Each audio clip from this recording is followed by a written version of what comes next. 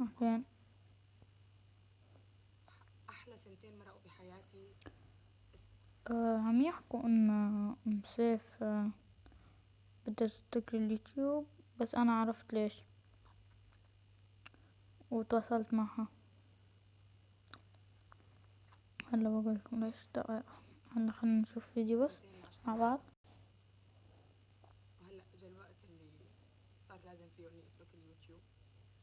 انا ما عاد انزل اي فيديو على اليوتيوب.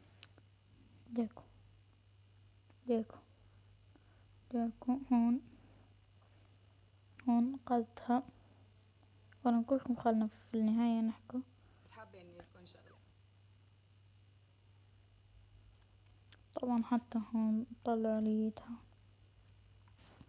طلعوا هون، طلعوا هون. اوكي،